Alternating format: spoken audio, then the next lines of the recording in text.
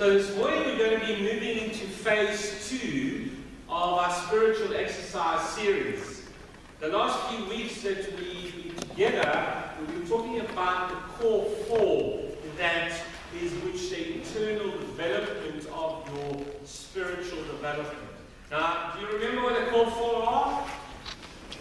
Text, Pray, worship, and fasting. Now, if you missed any of these sermons, you can go onto the YouTube channel. I've got a channel there where all the sermons and even sermons that I preached before I came here are there. You basically just go to YouTube, you type Reverend Lihai and you will see my beautiful face here in front of you. And you just click to whatever you want to click this. Or as well, if you are on the WhatsApp group or you want to be on the WhatsApp group, you can use that information card and then I can actually send you the sermon there. Or also on our Facebook page.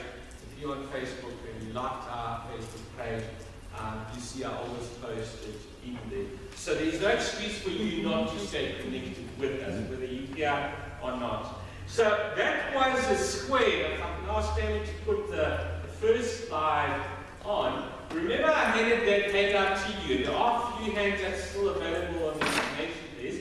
That was a square image, okay, in this diagram.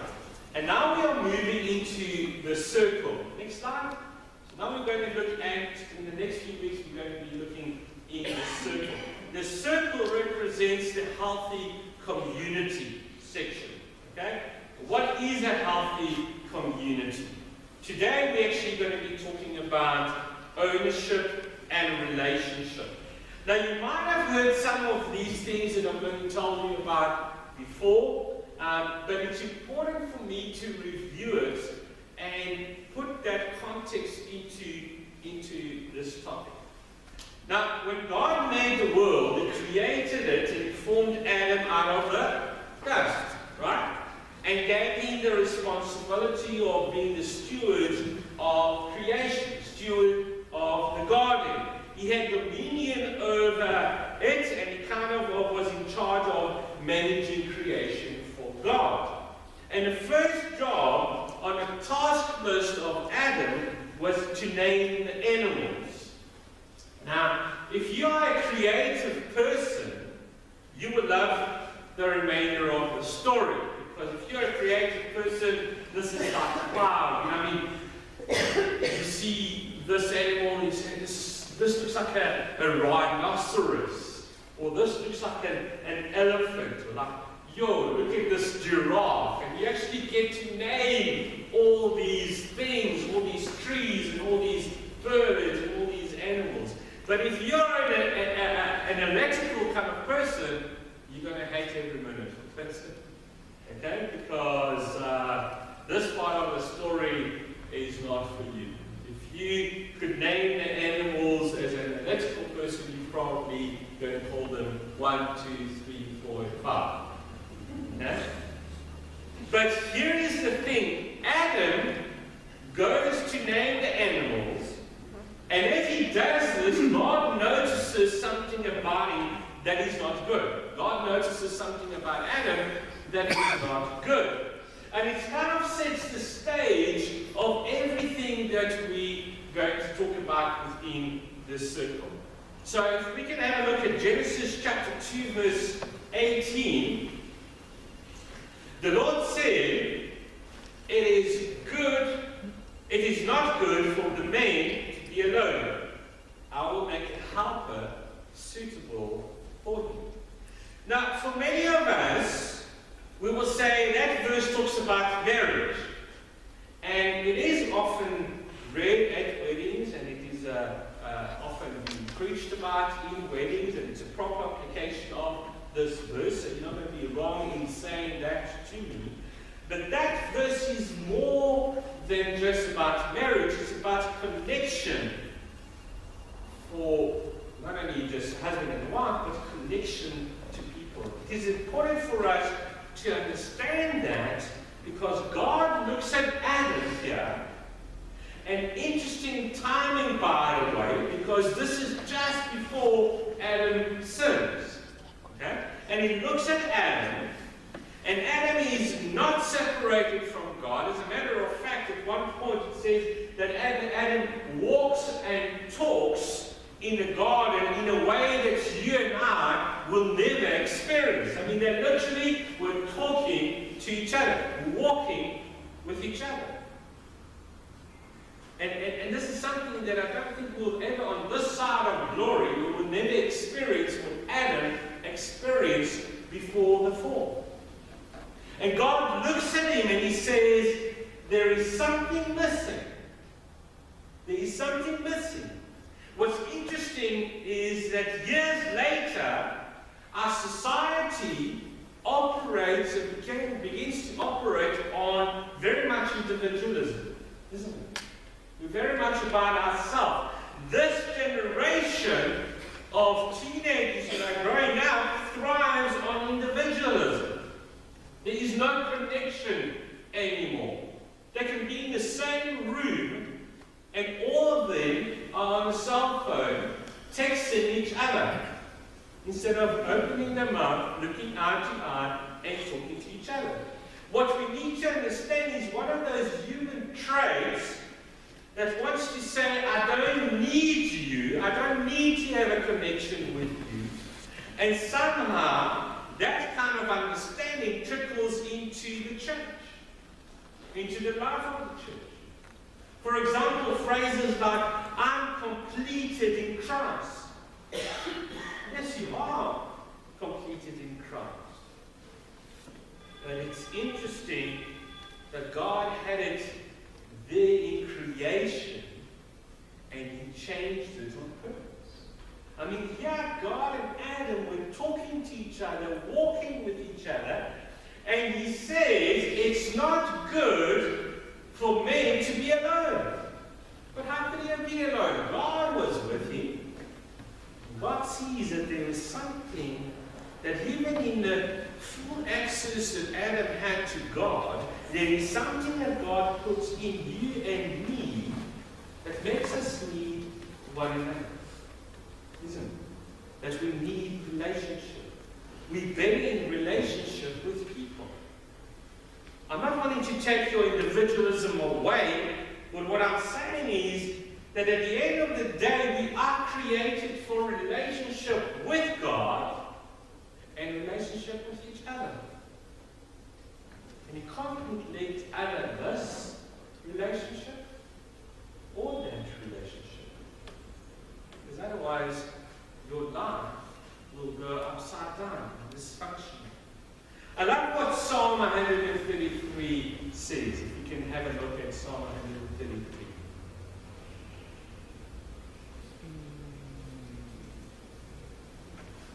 How good and pleasant it is when what? God's people live together in unity. Now before we go on, and if you are taking notes here, because some of you like to take notes, you should underline this. Okay? It is like precious oil poured on the head, running down on the beard, running down on Aaron's beard, down on the collar of his robe.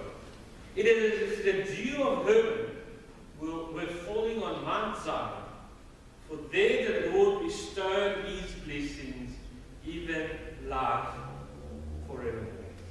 Now, where does God bestow his blessing? What did I ask you to underline? Unity. Well, together. Where God's people live together in unity, it's there that God bestows his blessings. We often say, behold how good and how pleasant it is for the brethren to dwell together. There's even a song in Hebrew that's all about this particular verse. But we don't read further about where does God bestows his blessing? On the fellowship, on the unity of his people. And what I love about relationship is that it is the only place where I'm forced to sanctify myself.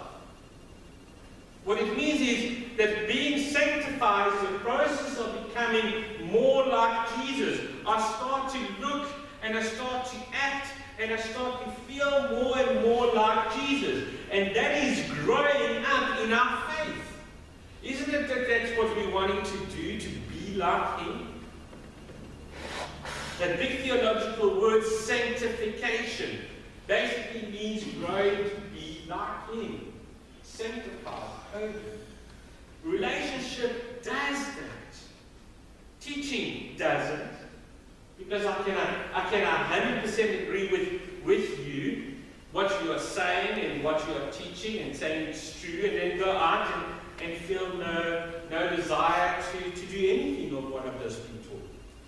But relationship, in a way, forces me. Because if I'm going to be committed to this, it forces me to get all the junk out of my life and keep me going to be separate from all other people and committed to this relationship.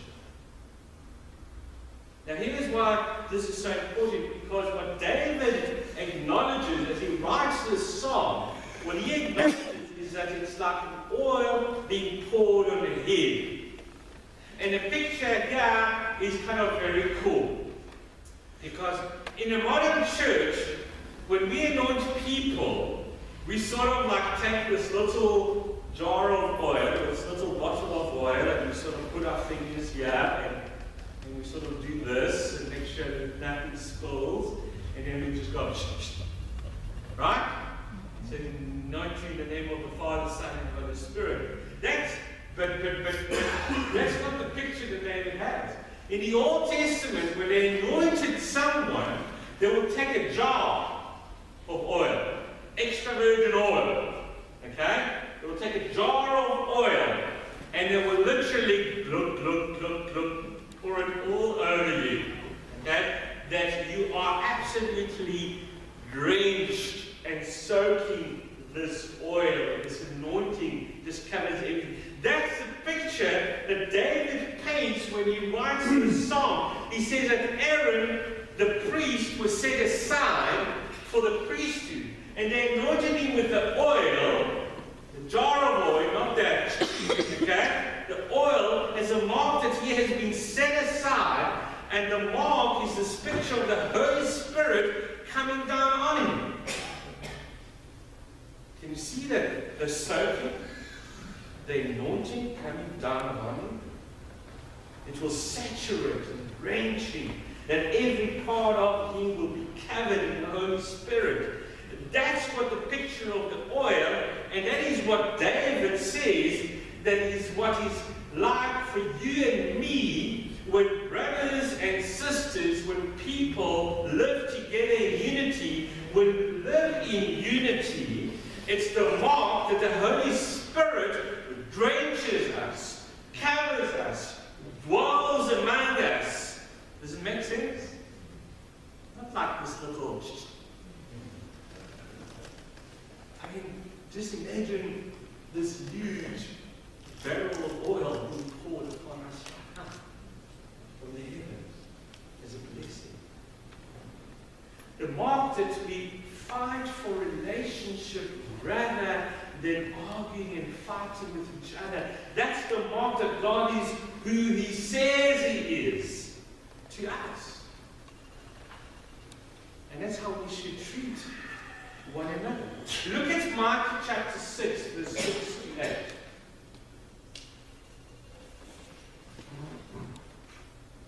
With what shall I come before the Lord and bow down before the exalted God? Now, what's the question that the prophet is asking?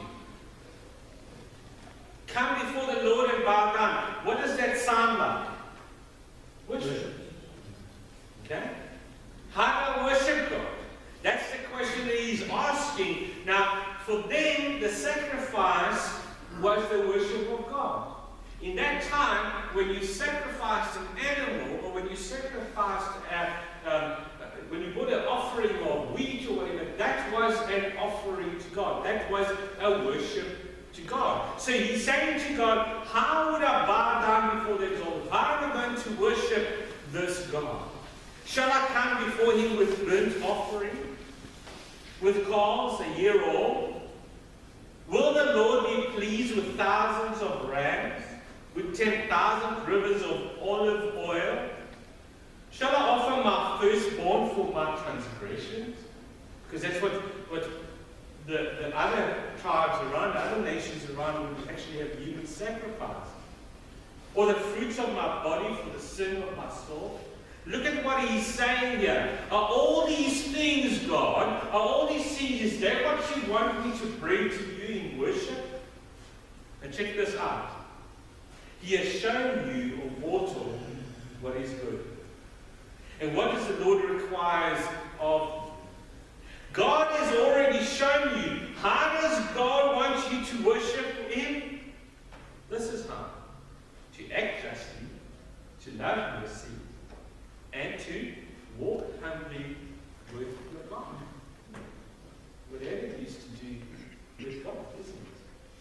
That's the question and the answer right then. Let me ask you a question. Is any of that things relational? Yeah, isn't it? Act justly, to love mercy, to walk humbly. It's relational. It's not just a one thing. Is there any way to worship God and is not connected to relationship somehow? And I'm not talking here about singing worship. I'm talking about doing those things. Act justly, love mercy, walking with God. That is worship. Look at Galatians 5:14. And in Galatians 5:14, Paul says this: for the entire law is fulfilled in keeping this one command: love your neighbor as yourself. In other words, the entire commands, all 613 laws of the Torah, are summed in this one: love your neighbor as yourself. Not love your neighbor as much as you love yourself. No. Love your neighbor as if they are actually you. If you need clothes, what do? You will buy yourself some clothes. If you are hungry, what will you do? You're going to eat, right? That is why Jesus said at one point, when I was naked, you clothed me. When I was hungry, you fed me. This is how we put our God on display. By treating other people that we love them as much as we love ourselves. Look at Galatians 5:22-23. But the fruits of the Spirit. Now let's stop right there. What's interesting is that the word fruit is in singular, right? But how many different characters are there? About 9. And 9 different characteristics which are going to be mentioned here. But it says fruit, which doesn't make sense if fruit is attached to these 9 things. You see, fruit is attached to the Spirit. Now, how many Spirit is it? One Spirit. There is one Spirit. There is one fruit. Because it is one Spirit that looks like these 9 things. Just think about this for a moment. Imagine I was a fruit tree. Okay? There's a trunk right here in the middle. And then there are the branches. Okay? There's the branches. And where is the fruit? Way up there. Okay? I'm not a big tree. But way up there is the fruit. Okay? But the fruit that is out on the branches is not there because the branches are awesome. Is it? The fruit is there because the healthy, good thing is going on in the trunk. Make sense? So what we know is that you can look at a fruit tree and tell if the trunk is healthy or not. I've got this pomegranate tree in my garden. And I've been insisting on trying to get them right because I love pomegranate. Pomegranate is one of those Israeli fruits. Okay? But those pomegranates are just either they don't ripe or when they're full of pickles and stuff like that. The trunk. Right? And eventually I got so fed up after 3 years that I've actually now cut the trunk right down and will let it eventually grow. And hopefully I'm going to be making that trunk healthy so that the fruit is healthy. Because the healthy trunk means healthy fruit. More fruit is on the tree, healthy trunk. Lack of fruit shows that there is something wrong in here, in the trunk. The trunk is not good. It doesn't show that the tree was mistreated. Or, like the tree, like in the last week or so, the tree says, the wind blew on me. That's why I'm not bearing any fruit. Okay, you don't get the trunk saying that. Or it rains so hard, my leaves are soaking, so I'm not going to bear any fruit. And that's not what the fruit tree does. But rather, a fruit tree produces fruit. The same thing is about the Spirit. If you say the fruit is like the Spirit, one fruit, one Spirit, for a lot of us, what we do is that we try to get the fruit by pursuing the fruit. Like I need to work on being more loving. And so the Spirit would know. No, here's what we do. We pursue Christ. And then the fruit will be healthy. The evidence that we are pursuing Christ correctly, the evidence that good things are going on in this trunk, that there is fruit that is going to grow healthy. So in other words, as we pursue Christ, the Spirit will shine through us. Those 9 characteristics of the Spirit will then be displayed. Make sense? You can talk all day long how committed you are to the Lord, but you point fingers at those who are heathens out there and you've got your own things to say about them. That's not pursuing Christ. So guess what kind of fruits are going to grow?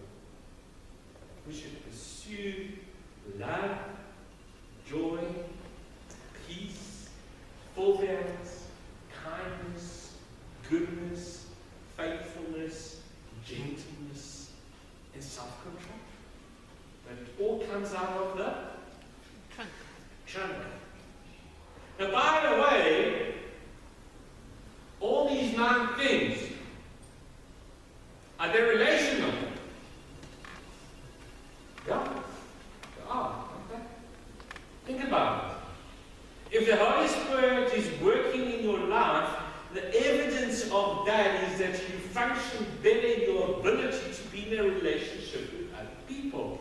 You become more loving. You become more gentle. You become more faithful. And that's the truth. So you can come to church for 30 years saying that I love Jesus and then go home and abuse your children and abuse your wife and abuse your dog. You see, if you have anger problems, then you have a Holy Spirit problem. Because it's in here. It's going back to that core 4. That's why we started with that. Maybe you're not reading enough of the Bible. Maybe you're not praying enough. Maybe you're not getting into a place where you worship God and have this intimacy with God where you say, I am naked and I'm unashamed.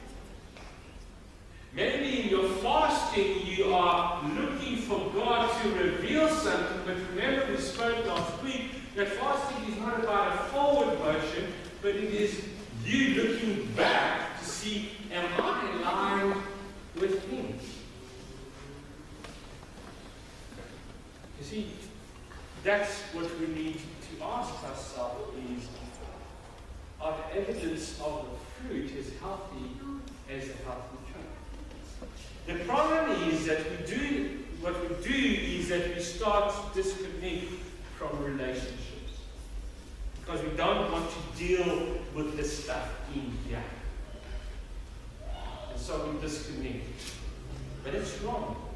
Because the call to be in relationship, to follow the Lord, is towards relationship, not away from relationship. And again, goes back to what Psalm 133 said, it is good for the brethren to dwell together, because that's where His anointing. His blessings. We say that we want to be a part of what He's doing in the world, in this country, in this town, in this church, but yet we don't want to do what He's asking us to do. Is it any wonder why we don't experience what the Scripture promises that we should experience? We need to make more time for it. You know, there's a place in modern-day Turkey, biblical Asia Minor, and this place is called Crimea, and it's not far from Ephesus.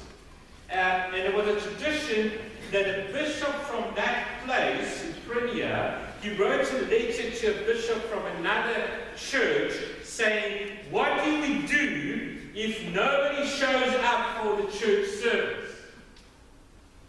And the other bishop writes back and said, hold the service anyway. No one is showing up. And he says, hold the service anyway. Lest you be there. Now, there was at one time a very vibrant Christian community in this town of Crimea. With few years, it whittled down to this bishop asking the question from having a full congregation and people, Christian people in this time, to now him asking, what do I do if no one shows up? I mean, that's crazy. What happened? Here's what happened. In the court area of that town, where there was a place there, which there was a fire, which was known as the eternal fire. And there was this myth that on Mount Olympus, there was this eternal fire, so that people that would go to Mount Olympus, they would light the torch, and they would sort of run with that torch to the town, and they would light in the courtyard, they would light their own eternal fire. Does that sound familiar? Lighting it for one, running with the torch and lighting it to another. Now the role of this eternal fire is that when you and I want to make our homes warmer, when you and I want to eat food, we would go to this eternal fire in the middle of this court in this town of Crimea, and we will take a coal from the eternal fire and take it back to our own home and make use of it. Sounds okay, doesn't it? But here's the catch. Here's the catch. In order to get a call from the eternal fire, you would have had to offer incense and praise and worship the god or the goddesses of that particular town. In Crimea, it was the goddesses Athena. So what do? What do you do with that problem? Do you take the fire and take it to your home and eat it at home, and when your kids are shivering with cold? Do you take the coal and cook it when your family is hungry? Do you do that? Or don't you? Now, they were presented with three options. The first option is cross your fingers, okay, and take the coal and hold your crossed fingers behind your back, saying to yourself, I know that this thing is not real, I'm just taking the fire, we don't really believe in these things, we're just taking the fire. Well, that's exactly what the Nicolaitans did. If you remember when we were doing the Revelation series, the letter to the Ephesians in Revelation chapter 2, God says to the angel of the church of Ephesus that he detests the practice of the Nicolaitans. In other words, God doesn't like that, because that's exactly what they did. They said, we don't believe in those things. We just need the coal. We need the fire. We don't really worship him and so when we bring an offering to them, God, we don't really believe it. We believe in Jesus. And God says, I hate this part. So that's option one. Option two is that they can create their own area of eternal fire. But there was a problem with that. Because if you build anything in public area that says you're a Christian, you will be put to death. So that's not a good option. And then there's option three. The third option is we're just going to go up to the hills and get our own wood and stuff, and we're going to come back and build a fire. It's not a big deal. We can do it by ourselves. And here's what the Christians in Premier chose. The ones who had a vibrant Christian community there at one point, they chose to not do anything with fire. Not to heat their homes for fear of the smoke coming out of the chimneys, and it will tell the wrong story of who their God is. So they chose not to do it. Now, I look at that and say, why in the world will you do that? Why in the world will you be a part of that? And yet, that took over the city at that time as Christians. That town was populated with believers. When it was easy to be a Christian in that city, nobody showed up to church. Are you listening? When it was easy, nobody showed up to church.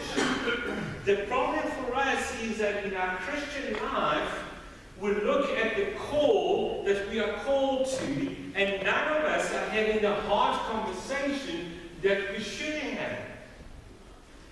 And try to figure out how to make it easy. And it is not what we are called to, but rather we are called to a life of conviction, of sacrifice. We are called as Christians to stay in the hard places. In other words, what's happening in this time is exactly where we should be speaking the loudest. What's happening in this country is exactly where we should be standing united against the authorities and praying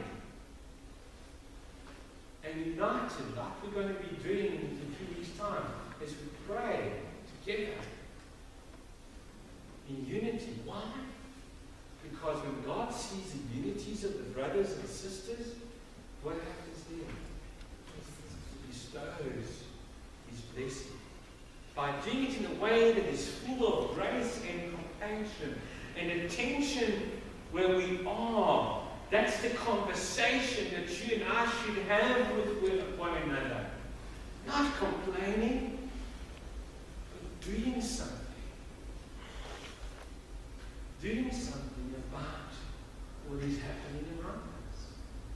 That's what the guys in Premier decided. We're not going to just compromise. We're going to make a stand. We cannot use our conviction to be a part of a community that helps us to figure out how to do that well. Because if we don't keep our conviction, if it doesn't die in my generation, you know what's going to happen? It's going to die in the next generation. In our children and their children's generation. And I'm not sure about you guys, but I'm not willing to go there. I'm not willing to go there. I'm not willing for it to happen as long as the Lord wants me to leave this church. You know, earlier on, Ben asked me, what's this tower outside there? And I said to him, that used to be a part of the old church. And I showed him the picture there of what the old church used to look like many, many years ago. And they had to build this church. And there were a lot of different, if you go back into the history of this church, there were a lot of different things why they had to literally demolish the old church. But one of them, would you believe it, that one of them was that the church was too small? What? You know, at one point, The Presbyterian Church owned that entire street, this entire street. Where the Chris Harney building is there at the corner, that was the men's. That's where the ministers stayed. The entire. Did you know that the biggest orphanage in South Africa was run by the Presbyterian Church? This church. I mean, what happened? What happened? And you know, as we go into this building of extension, yes, it's going to cost us in the region of 1.5 million. But you know what? About a few weeks ago, we said we only got 100,000. That week, we have said, we put it out and stuff there, and said we only got 100,000. We already have 150,000. Praise the Lord. Come on, amen, hallelujah, praise the Lord. No. Oh yeah, no, we're used to this kind of thing. You have little faith time. Because you see, God has already gone ahead of us. Don't look at the number that you have to raise, but look at the extension. What is that extension going to achieve? Is it going to make a difference? Not only in our generation, but in the next generation. One day, I'm going to stop being the minister of this church. Hopefully it's going to be in 15 years' time. Yes. Okay? 15 and a half years' time. But what's going to happen next? What are we going to leave? What legacy are we leaving? And I, for one, would like to leave a legacy that the Spirit flows through this place. Like that song we were singing, is the foundation that Jesus is enough. But as much as Jesus is enough, we need each other to display Jesus to others. So I, for one, am in on this. Are you in? You're going to help me with the Lord's help to make this church a relational church, a spirit-led church. And you're going to fail. I'm going to fail. But it's our call and our duty to be relational with each other, inside and outside of this building, and in every aspect of our life, not for our own glory, but for His glory.